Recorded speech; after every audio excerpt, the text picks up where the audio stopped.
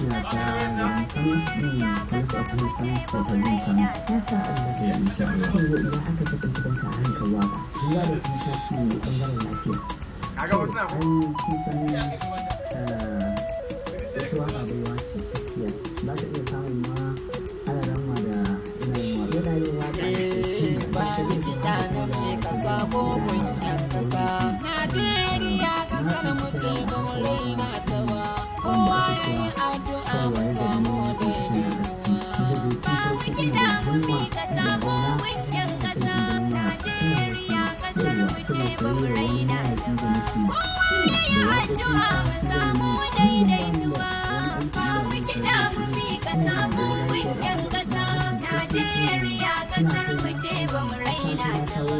Kowa ya yi addu'a mu samu daidaituwa. Najeriya kasar mu ce wacce muke zama. Ita ce ya kamata mu rike miwa. Domin yancin ka ita ce komai kan zama. Rike ta kasar mu in ta wasi ba rayuwa. Ba mu kiɗa mu bi kasa ko kunyan kasa. Najeriya kasar mu ce ba mu raina ta ba. Kowa ya yi addu'a mu samu daidaituwa. Matsala ta tsaro mu fara yaƙa mu yi kankara. Ita ce matsalar da ke sakawa mu yi tagumi. Sai mun haɗa kai mutan ƙasa gwamnati mai gami.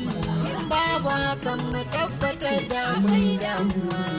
Ba mu kiɗa mu bi kasa ko kunyan kasa. Najeriya